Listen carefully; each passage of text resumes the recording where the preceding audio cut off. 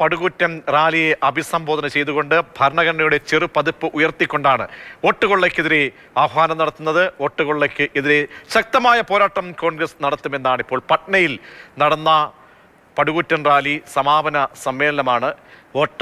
വോട്ടധികാർ യാത്ര നടത്തുകയായിരുന്നു. ഇന്ത്യ സഖ്യ നേതാക്കളൊക്കെ തന്നെ വലിയ പിന്തുണയാണ് നൽകിയത്. ബീഹാറിൽ നടന്നു വന്ന ബീഹാറിലെ ക്രമക്കേടുമായി ബന്ധപ്പെട്ടും ഒപ്പം തന്നെ രാജ്യത്ത് കഴിഞ്ഞ തെരഞ്ഞെടുപ്പിൽ ലോക്സഭാ തെരഞ്ഞെടുപ്പിന് ശേഷം മഹാരാഷ്ട്ര, കർണാടക തുടങ്ങിയ സംസ്ഥാനങ്ങളിലൊക്കെ നടന്ന വലിയ വോട്ടുകൊള്ള സംബന്ധിച്ചുള്ള ആരോപണങ്ങൾ അത് ആവർത്തിക്കുകയാണ്. തെരഞ്ഞെടുപ്പ് കമ്മീഷന്റെ പ്രതികരണം വന്നതിന് ശേഷം അതൊരിക്കലും വിശ്വാസയോഗ്യം അല്ല.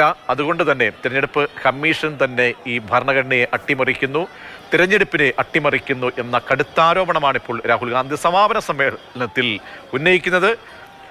അനൂപ് ദാസ് ചേരുന്നുണ്ട്. അനൂപ്, അങ്ങനെ കഴിഞ്ഞ നാളുകളിൽ വലിയ പിന്തുണയാണ് ബീഹാറിൽ കോൺഗ്രസിന്റെ ഭാഗത്തു നിന്നും അല്ലാതെയുമൊക്കെ തന്നെ ഈ റാലിക്ക് ഉണ്ടായത്, പ്രതിഷേധങ്ങൾക്കുണ്ടായത്. ഇന്നിപ്പോൾ സമാപന സമ്മേളനത്തിലെ കാഴ്ച എങ്ങനെയായിരുന്നു, പ്രതികരണം എങ്ങനെയായിരുന്നു രാഹുലിന്റെ? സമാപന സമ്മേളനത്തിൽ വമ്പൻ ജനക്കൂട്ടത്തെയാണ് പട്ന നഗരത്തിലാകെ നമുക്ക് കാണാൻ കഴിഞ്ഞത്. ഇപ്പോഴും ആൾക്കൂട്ടം തിരിഞ്ഞു പോയിട്ടില്ല. അവിടെ ഏറ്റവും ഒടുവിൽ സംസാരിച്ചത് രാഹുൽ ഗാന്ധിയായിരുന്നു. അദ്ദേഹം ഒടുവിൽ പറഞ്ഞ കാര്യമാണ് വളരെ പ്രധാനപ്പെട്ടത്.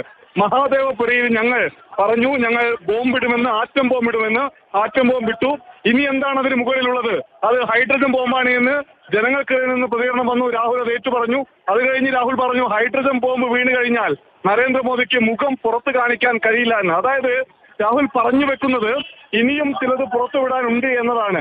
അത് വോട്ട് മോഷണവുമായി ബന്ധപ്പെട്ടതാണോ എന്ന് വ്യക്തമാക്കിയിട്ടില്ല. എങ്കിലും ആ പ്രസംഗത്തോടു കൂടിയാണ് രാഹുൽ ഈ ജാഥ യാത്ര അവസാനിപ്പിച്ച് സംസാരിച്ചത്. രാഹുലും തേജസ്വിയും ഉൾപ്പെടെയുള്ള നേതാക്കളൊക്കെ ഇപ്പോൾ തിരിച്ചു പോവുകയാണ്. തിരിച്ചു പോകുമ്പോൾ പോലും ഇതൊരു റോഡ് ഷോ പോലെ വഴിനീളെ ആയിരക്കണക്കിന് ജനങ്ങൾ കാത്തു നിൽക്കുന്നതിന്റെ കാഴ്ചയാണ് നമുക്ക് ഇപ്പോഴും പട്ന നഗരത്തിൽ നിന്ന് കാണാൻ കഴിയുന്നത്. കോൺഗ്രസിലെ, RJDയിലെ, CPIM-ലെ, വികാസ് ഇൻസാഫ് പാർട്ടിയിലെ, CPI, CPM തുടങ്ങിയിട്ടുള്ള പാർട്ടികളിലെല്ലാം നേതാക്കളും പ്രവർത്തകരും പട്ന നഗരത്തിലുണ്ട്.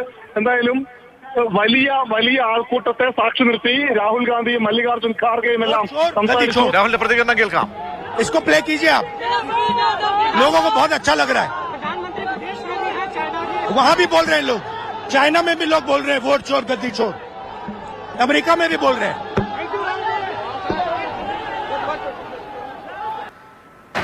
രാഹുൽ ഗാന്ധിയുടെ പ്രതികരണമാണ് കേട്ടത്. അപ്പോൾ ശക്തമായ ഭാഷയിൽ തന്നെയാണ് മുന്നോട്ട് പോകാൻ രാഹുൽ ഗാന്ധിയുടെയും കോൺഗ്രസിന്റെയും നീക്കം. അത് ബീഹാറിൽ നിന്നും തുടങ്ങുന്നു. ബീഹാറിൽ നിന്നും ശക്തിപ്രകടനമായി വോട്ട് അധികാർ യാത്ര അത് സമാപനം കണ്ടിരിക്കുന്നു. ഇന്നിപ്പോൾ പട്നയിൽ നടന്ന പടുകൂറ്റൻ റാലിയെ അഭിസംബോധന ചെയ്തുകൊണ്ടാണ് രാഹുൽ ഗാന്ധിയുടെ പ്രതികരണം വരുന്നത്. അനൂപ് ദാസ് തുടരുന്നുണ്ട്.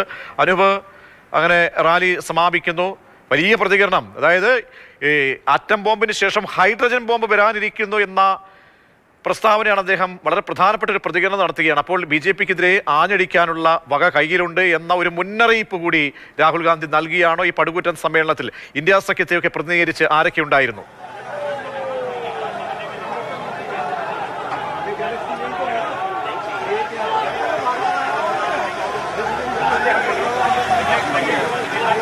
അതെ, മഹാദേവപുരയിൽ 1,10,250 കള്ള വോട്ടുകൾ ഉണ്ട് എന്ന് തെളിവ് നിരത്തി പറഞ്ഞ രാഹുൽ ഗാന്ധിക്ക് വ്യക്തമായ മറുപടി നൽകാൻ തെരഞ്ഞെടുപ്പ് കമ്മീഷന് പോലും സാധിച്ചിരുന്നില്ല. ആ ഘട്ടത്തിലാണ് ഇനി ഹൈഡ്രജൻ ബോംബ് ഉണ്ട് എന്ന് രാഹുൽ ഗാന്ധി പറയുന്നത്. നമുക്ക് കാത്തിരിക്കാം അത് എന്താണെന്ന്. എന്തായാലും ഇന്ന് ഇന്ത്യ സഖ്യത്തിലെ മറ്റു രാഷ്ട്രീയ പാർട്ടികളെ പ്രതിനിധീകരിച്ച് CPIM-ൽ നിന്ന് MA ബേബി, CPI-ൽ നിന്ന് D രാജയും ഒപ്പം തന്നെ ആനി രാജയും, അതിന്റെ കൂടെ വികാസ് ഇൻസാഫ് പാർട്ടിയിൽ നിന്ന് മുകേഷ് സാഹ്നി, ഒപ്പം ദീപാങ്കുർ ഭട്ടാചാര്യ CPI-ML-ന്റെ നേതാവ്, ഒപ്പം JMM-ൽ നിന്ന് ഹേമന്ത് സോറൻ എന്നിവർ ഇവിടെ എത്തിയിരുന്നു. എന്തായാലും ഇപ്പോഴും രാഹുൽ ഗാന്ധിക്ക് ഈ പരിപാടി പൂർത്തിയാക്കി തിരികെ പോകാൻ കഴിയാവുന്ന ഒരവസ്ഥ പോലുമില്ല. കാരണം റോഡ് വഴി നീളെ ആയിരക്കണക്കിന് പേർ തടിച്ചുകൂടി നിൽക്കുന്നതിന്റെ കാഴ്ച നമുക്ക് ആ ദൃശ്യങ്ങളൊന്ന് കണ്ടാൽ ഇപ്പോഴും കാണാൻ കഴിയുന്നുണ്ട്. എന്തായാലും ഇന്ത്യ സഖ്യത്തിന്റെ, മഹാസഖ്യത്തിന്റെ വലിയ ശക്തി പ്രകടനത്തിന്റെ വേദിയായി പട്നയിലെ ഈ റാലി സമാപനം മാറിക്കഴിഞ്ഞു. 16 ദിവസമാണ്. നേരത്തെ ആഗസ്റ്റ് 17-ാം തീയതി സസാറാമിൽ തുടങ്ങി. ഇപ്പോൾ ഇവിടെ അവസാനിക്കുന്ന റാലി 16 ദിവസം 23 ജില്ലകളിലൂടെ കടന്നുപോയി. കടന്നു വന്ന വഴികളിലൊക്കെ വമ്പൻ ആൾക്കൂട്ടമുണ്ടായിരുന്നു. ബീഹാറിൽ നിന്നുള്ള BJP മന്ത്രിയുടെ ഗിരിരാജ് സിംഗിന്റെ പ്രതികരണം ഇപ്പോൾ വരുന്നു. റാലിയിൽ ഉണ്ടായിരുന്നതിൽ മിക്കവരും മുസ്ലിങ്ങളാണ് എന്ന പ്രതികരണമാണ് BJPയുടെ ഭാഗത്തുനിന്നുണ്ടായത്. അതായത് ഈ റാലിയെ പോലും കമ്മ്യൂണലായി കാണാൻ, വർഗീയമായി കാണാൻ BJP വർഗീയമായി അനുദാസാണ് പട്നയിൽ നിന്നും തത്സമയ വിവരങ്ങൾ നൽകിയത്.